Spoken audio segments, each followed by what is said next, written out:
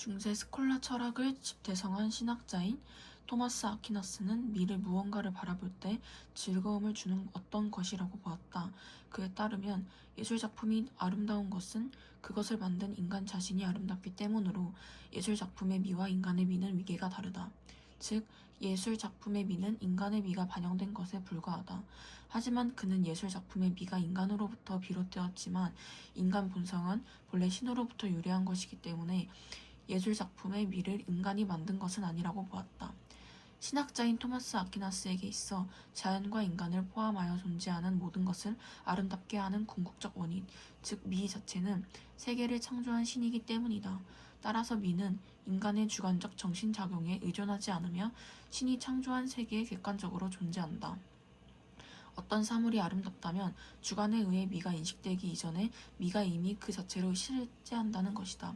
미의 실질성에 대한 토마스 아퀴네스의 입장은 아리스토텔레스의 진료 형상론에 기반한다.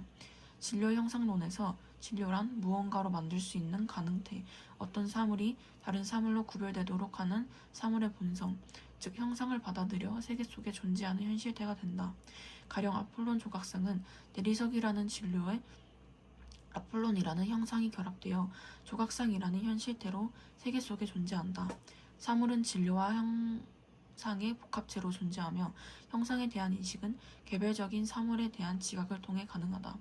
토마스 아퀴나스에 따르면 세계의 모든 사물은 신의 피조물로서 진료와 형상의 복합체이며 신은 순수 형상이다. 따라서 신은 개별적 존재자인 사물을 통해 인식된다. 결국 토마스 아퀴네스의 미학에서 사물의 아름다움에 대한 인식은 사물이 세계 속에 드러난 모습을 통해 미 자체이자 순수 형상인 신을 인식하는 것이 된다. 미가 세계 속에 실제하는 존재하는 것이라면 미가 즐거움을 주는 내적인 이유, 즉 미의 의미 내용은 무엇인가?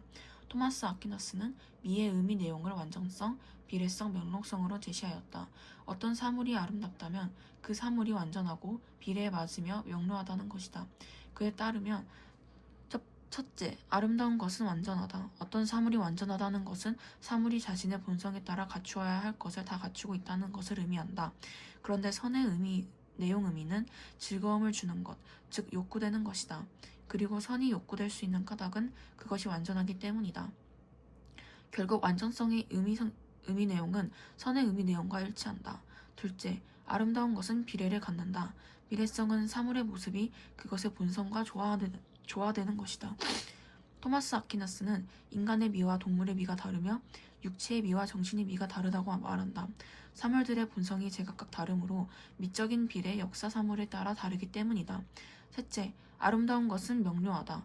명료성은 인간의 지성에 대해 사물이 자신의 본성을 뚜렷하게 드러내는 것이다. 즉 어떤 사물이 아름답게 인식되는 이유는 인간의 지성이 사물의 본성인 진을 뚜렷이 포착하고 있기 때문이다. 토마스 아퀴네스에게 있어 미란 욕구와 인식 모두와 관계된다. 미는 즐거움의 대상인 동시에 인식의 대상이다. 즉 미적 즐거움은 지성을 거치지 않은 감각적 쾌락이 아니라 사물의 본성에 대한 인식작용을 통해 얻는 기쁨이다. 이처럼 토마스 아퀴나스는 미라는 경험 세계 속 실제적 존재자인 선과 진이라는 선험적 개념과 직결시키는 기초로 삼고 있다.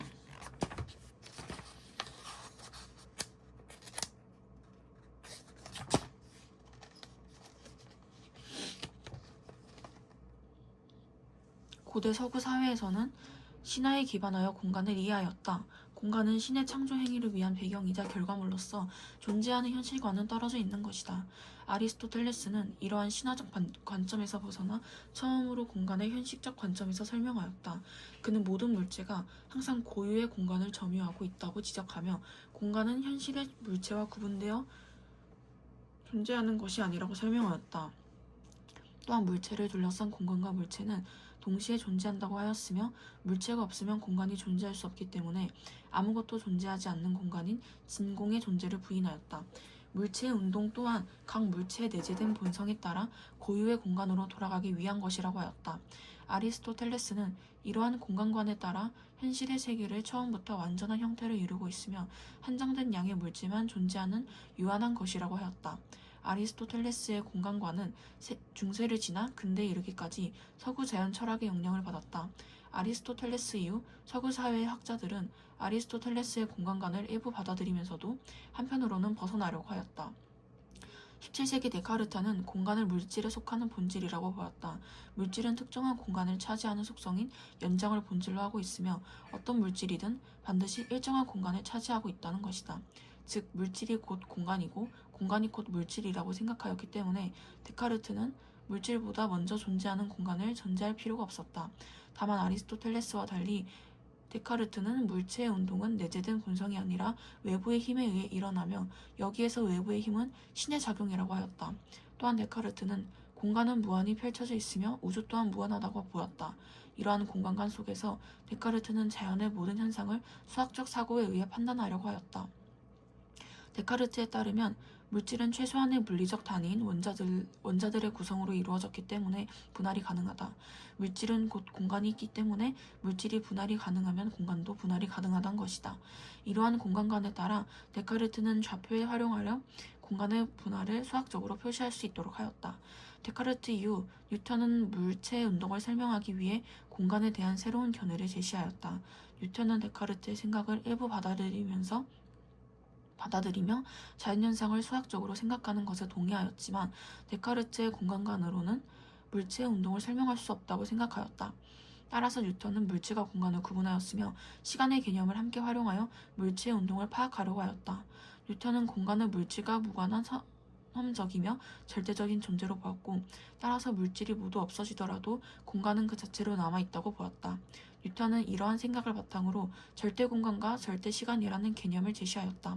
절대공간은 자신의 본성에 따라 스스로 존재하며 외부의 어떠한 것과도 관계가 없고 항상 규칙성과 동일성을 유지하는 무한의 공간이다. 절대시간은 어떤 외적 상황에도 영향을 받지 않고 일정한 속도에 따라 연속적으로 과거부터 미래까지 흐르는 시간이다. 뉴턴은 이틀 안에 물체 운동을 설명하였다. 예컨대 고정되어 있는 탁자는 일반적으로 정지된 것으로 인식된다. 하지만 지구는 태양의 주위를 돌고 있기 때문에 우주 공간에서 보면 탁자는 움직이고 있다. 따라서 탁자의 위치를 정지의 기준으로 삼을 수 없기 때문에 지구의 움직임과 상관없는 절대적인 기준에 필요한 것이고 그것이 절대 공간이라는 것이다.